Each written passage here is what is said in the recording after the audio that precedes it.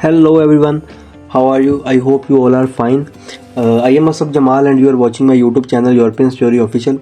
So student, today I am going to discuss some important thing with you, and it is about the documents. So basically documents is really a most important thing while you are applying in Italian universities. So in this video I will tell you everything about the documents which are required in the universities while you are applying. सो इनमें जितनी भी documents के related बातें होंगी, documents को arrange कैसे करते हैं, उनको स्कैन कैसे करते हैं, मर्ज कैसे करते हैं, कौन कौन से डॉक्यूमेंट्स रिक्वायर होते हैं और उन डॉक्यूमेंट्स का क्या पर्पस होता है, उन डॉक्यूमेंट्स को प्रिपेयर कैसे करना है, इस सारी वीडियोस सारी जो बातें मैं इस वीडियो में आपको बताऊंगा. तो वीडियो को लास्ट तक ज़रूर देखें और अपने दोस्तों से भी शेयर करें जो कि डॉक्यूमेंट्स को लेकर परेशान होते हैं. तो वीडियो स्टार्ट करने से पहले आपसे रिक्वेस्ट है, अगर आप चैनल पे न्यू हो तो चैनल को सब्सक्राइब लाजमी कर लें ताकि आपके पास हर वीडियो पूरे टाइम पे आती रहे जैसे मैं अपलोड करूं. So let's begin our video. तो ये मैंने एक छोटा सा आपके लिए डिज़ाइन किया है एक डॉक्यूमेंट की, उसमें मैं आपको बताऊं कि कौन कौन से डॉक्यूमेंट्स रिक्वायर हैं अप्लाई करने के लिए. तो देखें, इतने कोई बहुत ज़्यादा डॉक्यूमेंट्स रिक्वायर भी नहीं है कि उनको लेके परेशान हो. सिंपल जो आपके एजुकेशन डॉक्यूमेंट्स होते हैं आपको वो रिक्वायर होते हैं, ठीक है. और आपकी एडिशनल डॉक्यूमेंट्स में आपके इंग्लिश के जितने सर्टिफिकेट होते हैं वो आपको रिक्वायर होते हैं. एजुकेशन डॉक्यूमेंट्स तो एक लाजमी सी बात है, आपको चाहिए होते हैं. तो चले मैं आपको स्टेप बाय स्टेप बताता हूँ, क्योंकि मैंने अब आपके लिए एक डॉक्यूमेंट ये प्रेजेंटेशन थोड़ी सी प्रिपेयर की है, तो मैं आपको दिखाता हूँ. तो बैचलर्स और मास्टर्स दोनों के थोड़ा ना अलग अलग इनकी रिक्वायरमेंट्स हैं. बैचलर की कुछ कम है, मास्टर की थोड़ी सी ज़्यादा है. तो मैं आपको इसको एक्सप्लेन करना स्टार्ट करता हूँ ताकि आपको पता लग जाए. सबसे पहले तो पासपोर्ट और CNIC आपको चाहिए, जो भी आपके पास है. पासपोर्ट आपके पास मस्ट होना चाहिए वाइल एप्लीकेशन ना.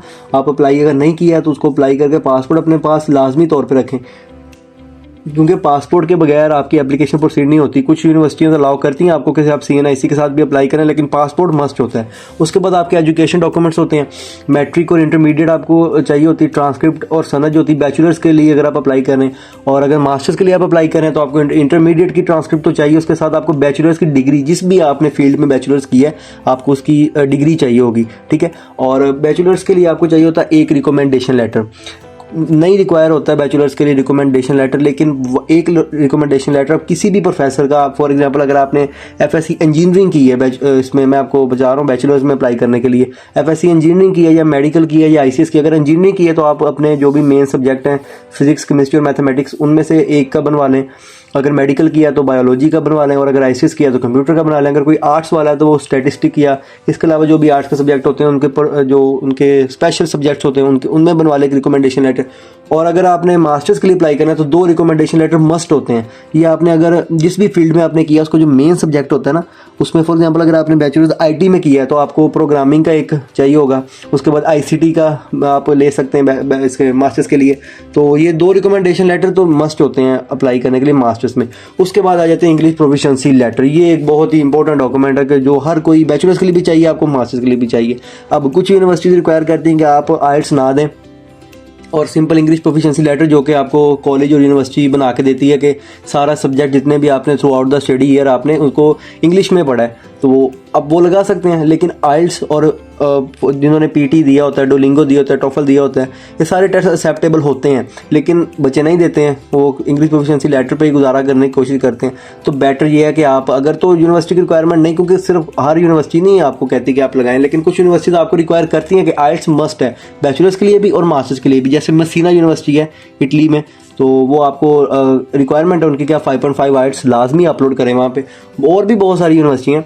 तो अगर आपके पास IELTS, PT, डुओलिंगो, TOEFL नहीं है तो फिर आप सिंपल इंग्लिश प्रोफिशिएंसी लेटर लगा सकते हैं. लेकिन मास्टर्स के लिए मस्ट होता है IELTS. कोई भी प्रोफिशिएंसी टेस्ट इंग्लिश मास्टर्स के लिए मस्ट होता है. आपने IELTS देना है, PT देना है, डुओलिंगो देना है, TOEFL देना है, या जो भी टेस्ट होते हैं इनके अलावा वो आपने देने, और ये मस्ट होता है मास्टर्स के लिए. तो बैचलर्स की रिक्वायरमेंट होती है, लेकिन ये आपकी फाइल को स्ट्रॉन्ग लाजमी करता है. IELTS आपकी वीज़ा फाइल को भी स्ट्रॉन्ग करता है और आपकी एप्लीकेशन जो आपने यूनिवर्सिटी में देनी उसको भी स्ट्रॉन्ग करता है.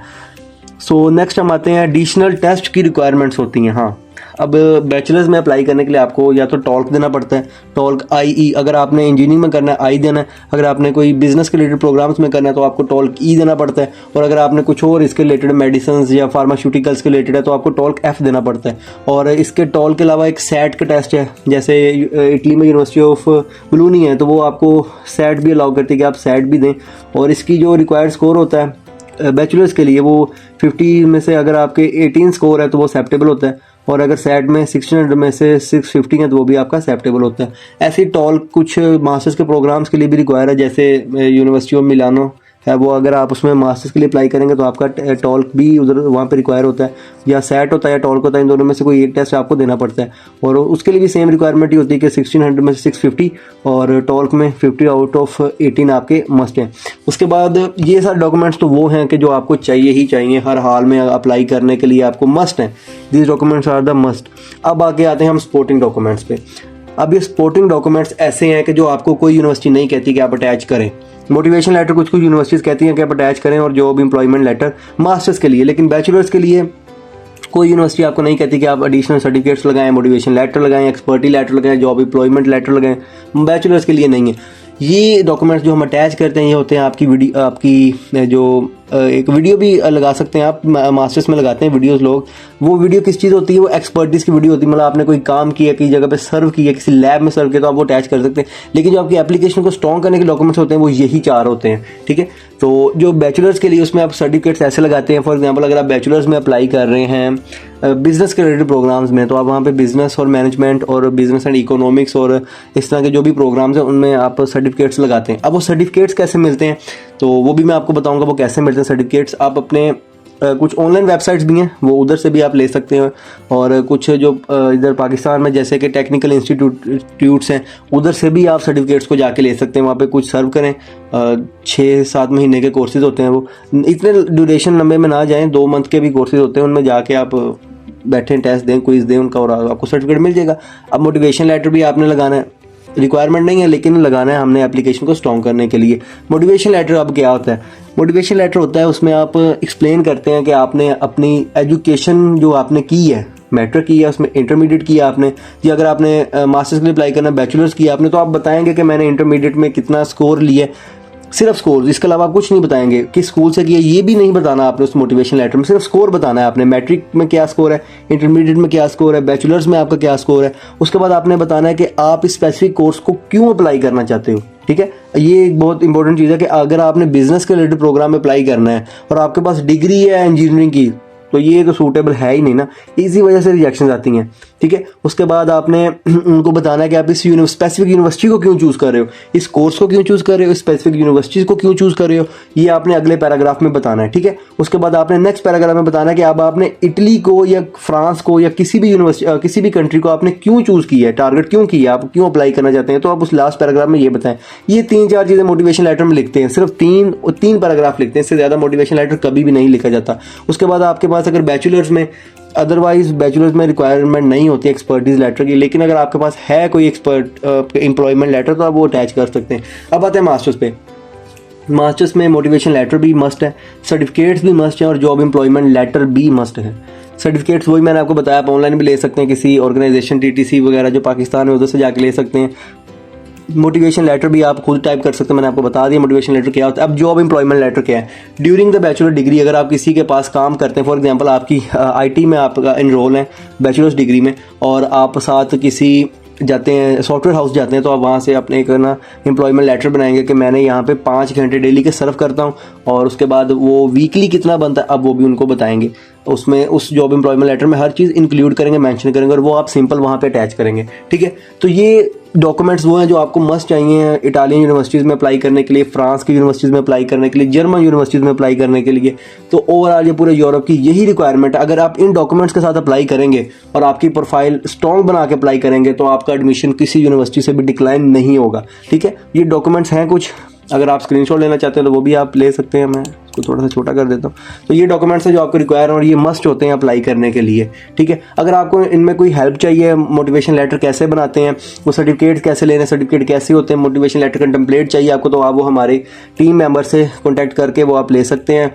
डिस्क्रिप्शन में नंबर सबका अवेलेबल है, तो आप वहाँ पर जाएँ, उनसे रिक्वेस्ट करें तो वो आपको सारे चीज़ें प्रोवाइड कर देंगे फ्री ऑफ कॉस्ट। इसमें कोई आपके चार्जेस नहीं लेंगे, इतने पैसे दें उतने पैसे दें, फ्री ऑफ कॉस्ट आपको हर चीज़ यहाँ पे प्रोवाइड की जाएगी। आप सिंपली वहाँ पे नीचे कॉन्टैक्ट अवेलेबल है, आप जाएँ। अगर आप अपने डॉक्यूमेंट्स को रेडी भी करवाना चाहते हैं तो वो भी हम आपको करके देंगे फ्री ऑफ कॉस्ट। अच्छा, एक बात मैं इसमें आपको बताना भूल गया, डॉक्यूमेंट्स को स्कैन कैसे करते हैं, ठीक है। स्कैन कैम स्कैनर या किसी भी ऐप से मत करें, क्योंकि वो उनकी जो क्वालिटी होती है पिक्सल की वो इतनी अच्छी नहीं होती है। इसको आप किसी भी शॉप पे जाएं, वहाँ पे जाके इसको स्कैन करवाएं किसी कंपनी के ऑफिशियल स्कैनर से, HP के स्कैनर से, डेल के स्कैनर से, उसको करवा के अपने पास एज अ PDF स्टोर करके रखें। वो डॉक्यूमेंट आपके, ये प्रेजेंटेशन भी मैटर करती है आपके डॉक्यूमेंट्स के लिए, तो आप उनको वैसे अपलोड करें स्कैन करके। उसके बाद इनको मर्ज करने, जब आपने मर्ज करना है किसी भी PDF मर्जर आप ऑनलाइन यूज़ करते हैं, तब भी देखें, तब भी डॉक्यूमेंट्स की क्वालिटी कम हो जाती है। हम लोग नहीं देखते हैं, सिंपल मर्ज किया और वहाँ पे जाके यूनिवर्सिटी की एप्लीकेशन में उसको एज इट इज़ पेश कर दिया। तो ये इस तरह भी काफ़ी ज़्यादा बच्चे नहीं देखते। बाद में जब रिजेक्शन आती है उसमें लिखा होता है कि आपके डॉक्यूमेंट क्लियरली स्कैन नहीं थे, वेल स्कैन नहीं थे। तो ये भी 2-3 दफ़ा रिजेक्शन मैंने देखी है, टाली यूनिवर्सिटीज़ ने दी हैं।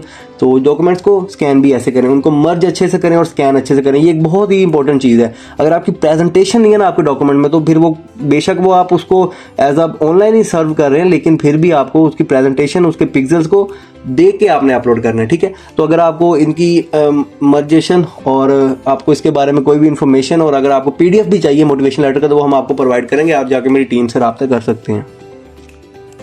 तो ये थी आज की छोटी सी वीडियो।